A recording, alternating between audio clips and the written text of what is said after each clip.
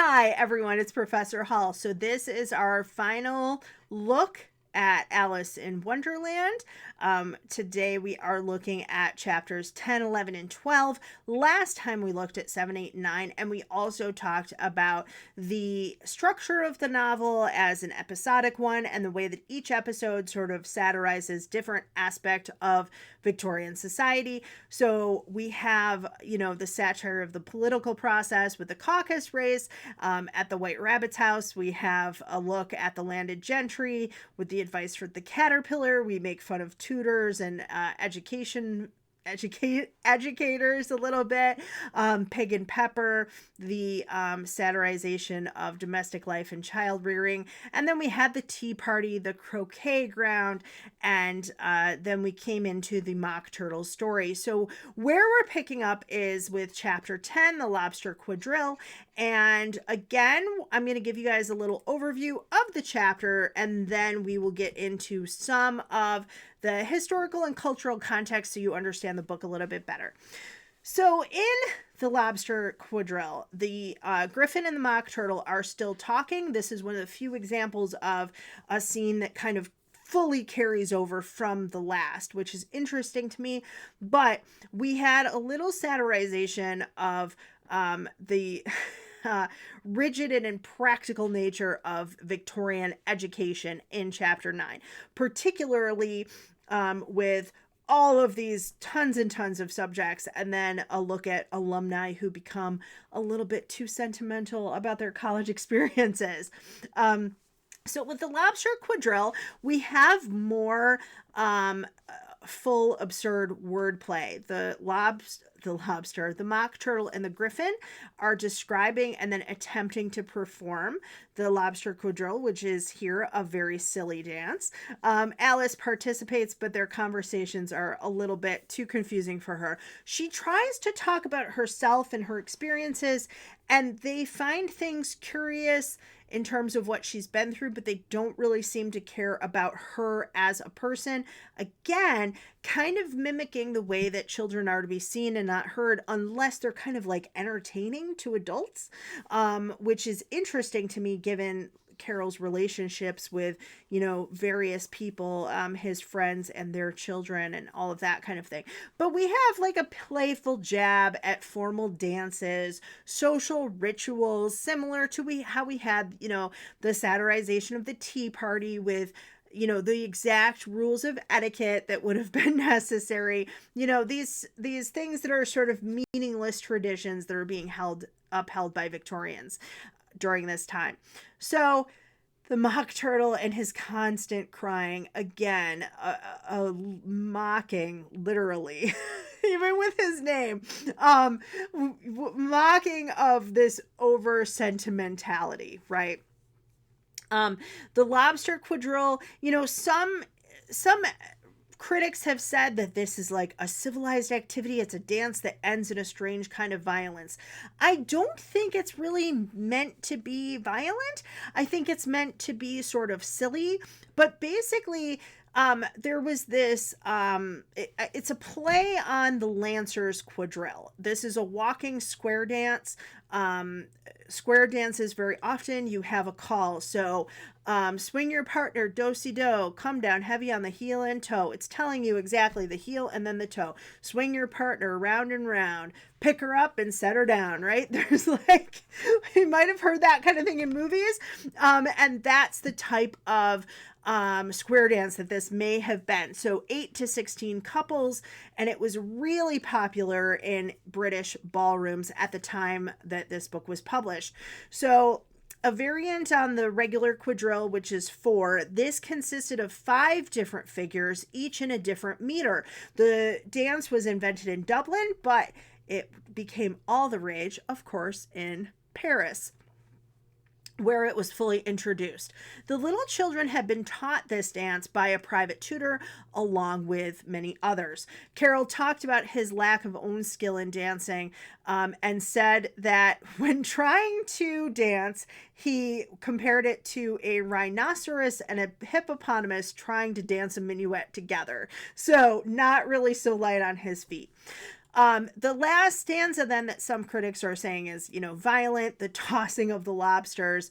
They may have had this, it's called the Lancers in France because they may have tossed their lances or pretended to toss them in combat. So I think it really is more meant to be silly and a play on the dance that the girls would have learned and would have known. Again, one of the many things in this book that's lost to us in time, and we might think it's silly because it has to do with, this turtle and this griffin dancing around with this little girl, but in reality, it's a parody.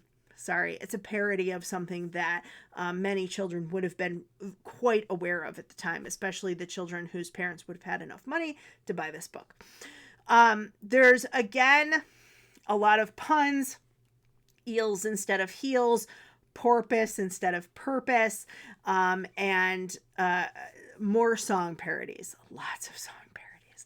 So the original version of this book, we had a song parody that was taken from a minstrel show. The editing of that tossed that out and put a different poem in instead. So here, I don't know why that would be, other than maybe just Carol thought this poem was better. Right? Mary Howitt's poem, The Spider and the Fly, the first stanza is, "Will you walk into my parlor, said the spider to the fly. 'Tis the prettiest little parlor that you ever did spy." And the Mock Turtle's song begins, "Will you walk a little faster, said a whiting to a snail. There's a porpoise close behind us, and he's treading on my tail." In a letter to the man who was adapting Alice for a stage operetta, Lewis Carroll said, don't try to come up with new music. Most of these are set to old nursery rhymes or traditional tunes. And he said, in particular, it would take a very good composer to write anything better than the sweet old air of "Will you walk into my parlor, said the spider to the fly." So yes, it's a parody of the song, right? But also he does have a good regard for it. And I do wonder if this is the same thing, if the same thing is true with like "You Are Old, Father William," which is really a poem about a man looking back on his youth. Yes, it's a little moralizing, but we also have that idea that youth is fleeting, right? So maybe some of these are enjoyed, although probably not the one that's a little bit later. Alice is very polite to her friends. It seems that here she is starting to know exactly what to say. She says it's an interesting dance, even though she's clearly relieved that it's over. A whiting is a food, a fish of the cod family, so whitefish we call it here, and Carol thought that these fish always were served with their tails in their mouths. Sometimes they actually were. There's a French dish where you twist this into a circle so that the tail is kind of secured in the fish's mouth before it's deep fried or boiled. But the important thing here is that Alice does not say, "I love eating whiting," to the Mock Turtle and the Griffin, the way that she talked about her cat with the mouse in the first chapters, right? We don't have that kind of social mistake being made, the social gaffe, as it were. Alice is asked to recite the sluggard, and she says, "'Tis the voice of my lobster, I heard him declare, you have baked me too brown, I must sugar my hair. As a duck with its eyelids, so he with his nose trims his belt and his buttons and turns out his toes." So this is a parody of the sluggard, which I love. The annotated Alice calls this, quote, "a dismal poem by Isaac Watts," which would have been, again, known to the children who read this, right? "'Tis the voice of the sluggard, I heard him complain. You waked me too soon, I must slumber again. As the door on its hinges, so he on his bed turns his side and his shoulders and his heavy head." And it's a moralizing poem about like not being a sluggard, not being lazy, not laying in bed all day. And here Alice's head is too filled with the lobster quadrille to remember what she's talking about. And so again, we have that as a problem. Yeah, so we also have the Mock Turtles song that closes out this chapter. Beautiful soup, soup, soup. Carol recorded in his diary that one night in 1862, the Little Sisters sang for him a popular song called The Star of the Evening.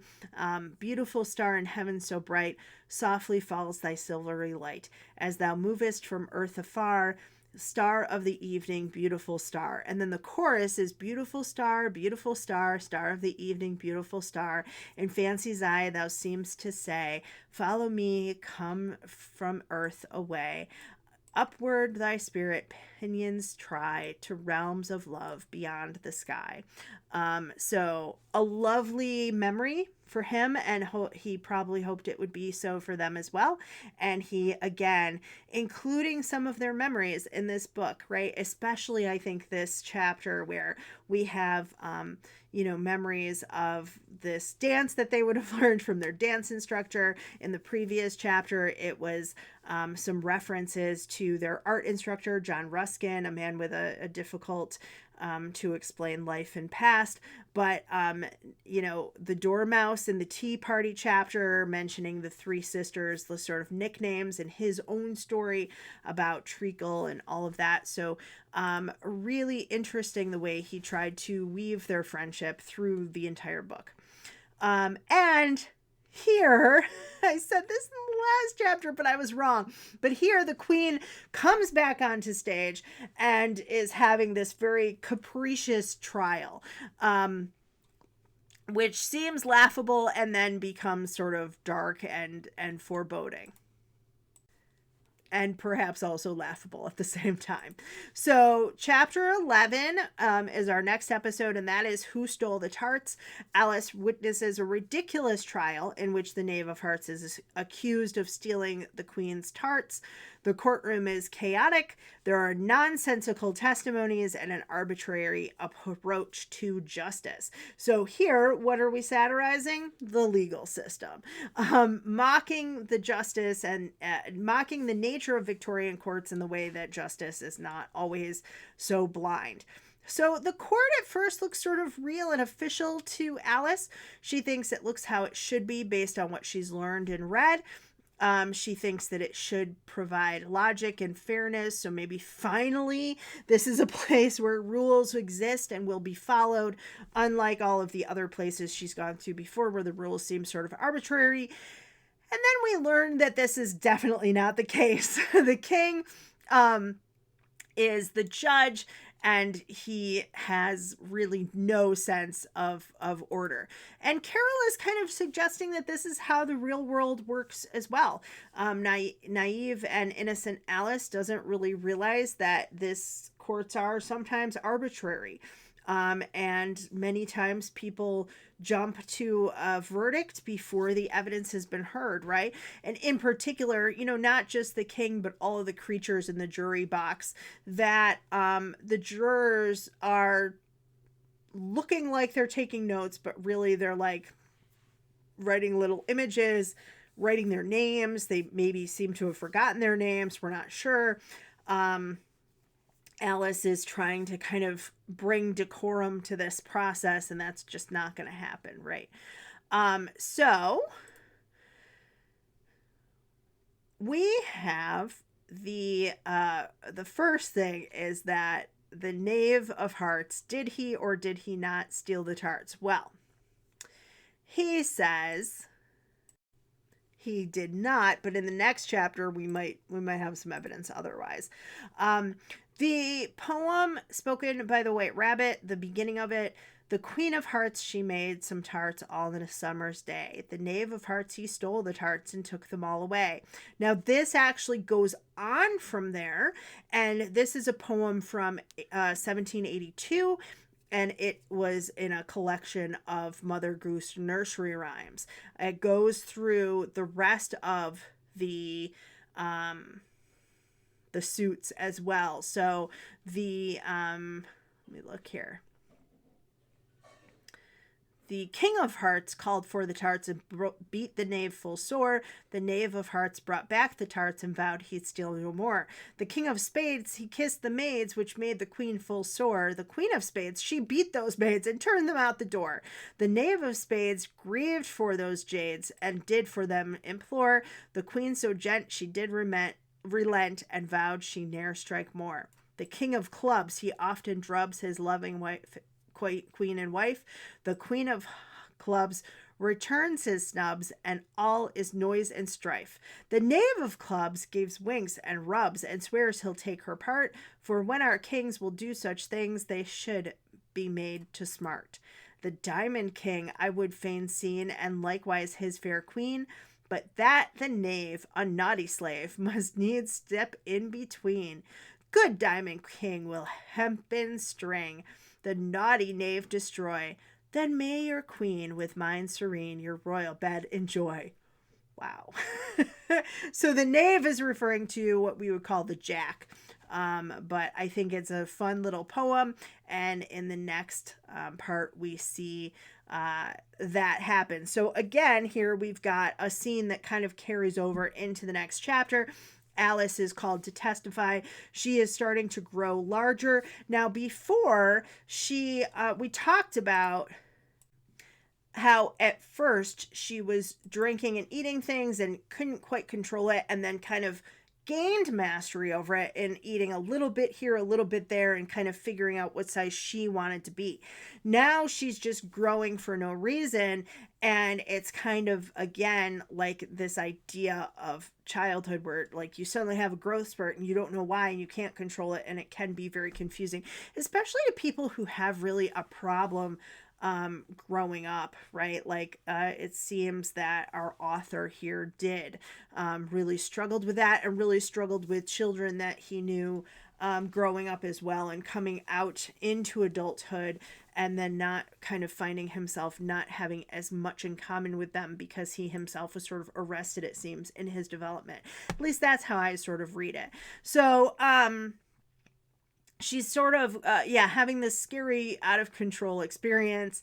The dormouse is very anxious and doesn't want to draw attention, and the hatter is becoming nervous on the stage, on the stand, and then the March Hare is there as well. And we have the king is saying things like important, unimportant, and not really sure which one to use, because he has no concept of the meaning of words anymore. The king has a sudden rule about height in the court, and this is very clearly a satirical look at blind obedience to authority and society's rules, and Alice has had enough, and finally makes some major steps and refuses to obey the rules. Now having seen just how arbitrary and crazy these, so-called rules are, that there is no real fairness, especially not in this court, and that the adults are not behaving the way that she would expect adults to behave, right? So here's what the knave says. Please, your majesty, I didn't write it, and they can't prove I did. There's no name signed at the end.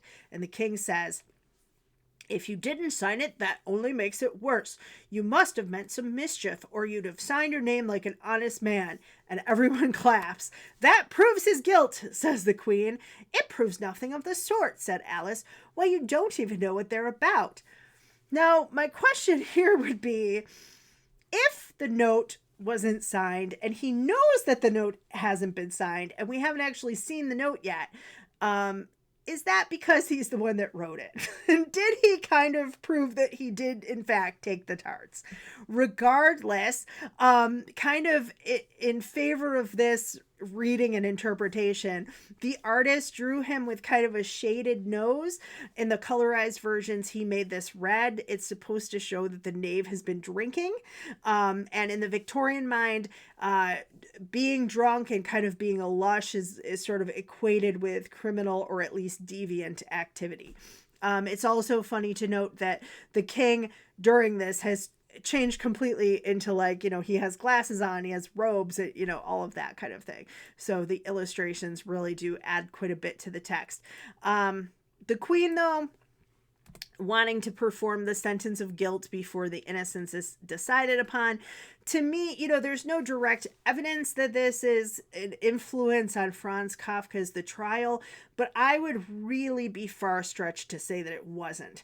That book was published in 1925. The idea that he would be completely unfamiliar with Alice in Wonderland, I think, is a stretch. I think that, in my opinion, both novels have these themes of absurdity, bureaucratic chaos, surreal logic, and a lot of critics have looked at parallels between Alice's nonsensical encounters with authority figures and then Joseph K.'s nightmarish, legal ordeal, again, in a trial that makes no sense, where nobody can figure out the rules and there is no justice, right?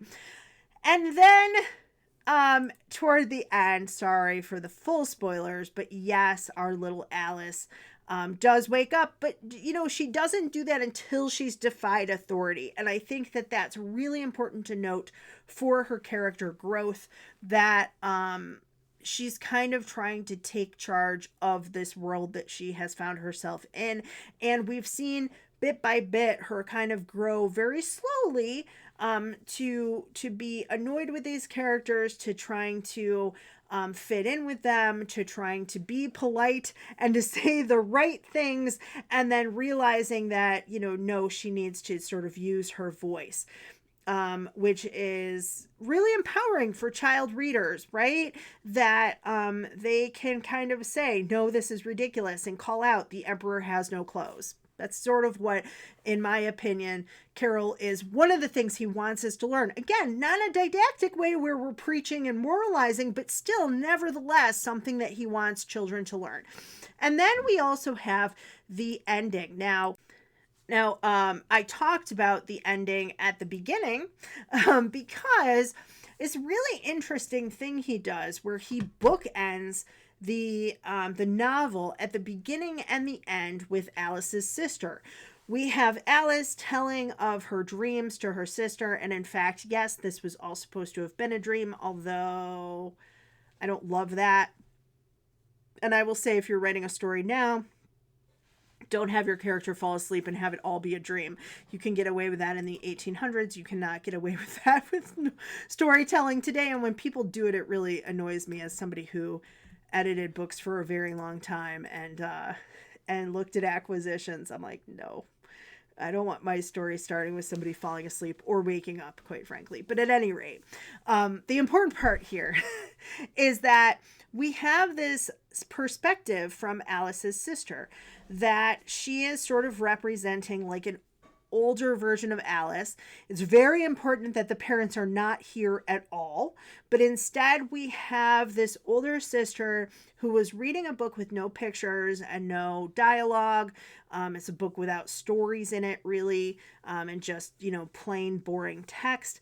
Alice is stuck in a dream and had to fight herself out. Her older sister is kind of doing the opposite and willing herself into the dream, dreaming herself a little bit about the things her sister has seen, and being nostalgic for something that for her was probably only a couple years before. In real life, Alice was 11. Here, she's supposed to be about 7 years old. The real Alice was about 11 when this was written. Her older sister would have been, I think, 13 or 14, if I'm recalling correctly. Coming into the age where apparently, yes, you could be proposed to by a man. You could be married, quite young. Now, many were not in the time. Many did wait until they were, 18, 20, even 20, 22, 23, sometimes 25. A little bit old, but still. But yeah, realizing that they're more on the cusp of adulthood. So, if you think that the growing and shifting and changing was confusing for Alice, imagine how confusing it is for a young teenaged girl who is coming out into society and now is fully expected to go by all of these rules at tea parties and croquet matches, and to understand politics, even though she's not allowed to vote. And all of that, right? So her sister is experiencing this kind of nostalgia for a childhood that is very closely drifting away from her. And the idea also here that if you do change in life as you grow up, um, do you stay the same person, or do you sort of become another person, or is it kind of a combination of both? As you grow up, are you the same person, or are you kind of a new person, or somewhere in between? And then the dream within a dream motif, Alice's sister dreaming of Alice's dream. We have this a little bit also in the more complicated, or the darker sequel, Alice's Adventures Through the Looking Glass. So overall, some things again to kind of keep in mind as you're reading, or to think back upon if you've already read: the wordplay, the meaning and the meaninglessness of words, and logic and its limits are really important here. The idea of dreams, the idea of whimsy, the contrast between childhood and adulthood, and the confusion of children being in adult spaces, with Wonderland kind of being a metaphor for that. The humor and the irony, and the satire being used to criticize different aspects of Victorian society. Everything's a little bit off here, right? It can be delightful and fun, but it can also be kind of a menacing atmosphere. And I think really it depends on your view of this book. Many students that I have love this book, and I think that's because they're reading it with a love for the nonsense and delighting in the whimsy and the wordplay and the logic and the puzzles and all of that. And other people hate this book. For me, I don't I don't like it. I've been teaching it now to you guys for several hours in total. It's not my favorite, and I'll tell you why. I'm neurodiverse, and for me, this would be like a nightmare, trying to figure out all of the social rules and etiquette, and knowing that I am not going to be good in any space that I enter, and knowing that every space I go into, I'm going to have to figure out what all the social cues are, and not really doing that well. I just feel so bad for Alice, you guys, honestly. I feel so bad. I do like, the imaginative wordplay. I do think that that's fun. I just, as a reader, I enjoy things that have longer story arcs, especially over a book, but a great series even better, where you can really watch the characters, grow and change through time. But having said that, just because it's not my favorite doesn't mean that it's not important. And I hope that you kind of feel that way too. The wordplay is kind of what makes Wonderland what it is, right? The whimsy and the danger make this an adventure for children. For children, you need whimsy and excitement and colorful things, but you also need a little undercurrent of darkness, something that is a little scary in there, or else it's not an adventure. You think about Willy Wonka and the Chocolate Factory is a perfect example of this. You never know what that guy's going to do, and there's a little bit of darkness to him, and if it was all candy and sugar, there would not be as much fun and excitement. So you do have to have both. At any rate, being and not being, another important theme. Forming identity, as I said, this is a philosophical puzzle as much as it is and a psychological mind bender, right, as much as it is about mathematical and linguistic puzzles and games and things like that. As a child, Alice is really thinking and reflecting on pretty existential stuff. Who am I? Where am I? What do I want to be? What does it mean to grow up? What does it mean to stay the same age? All of those kind of things. She comes into empowerment from being a curious, confused, crying child to being one who's able to try to speak out for justice and point out the problems in this world in Wonderland, where she really probably couldn't have that power in the real world. And then, of course, the ideas of childhood, especially through the Victorian lens. What is the nature of childhood? Are we able to be nostalgic for our own childhood while thinking about the innocence and simplicity of being a child? Or are we over sentimentalizing childhood? And do we see here that childhood is just really complicated and confusing thing and not really simple at all, even though Alice is very clearly, and this is important too, just pure of heart and a loving girl who just wants to kind of do her best. And with that, I leave you. If you're in my class, I can't wait to see your thoughts. And if you're not, I hope you enjoyed this anyway. Thanks, everybody.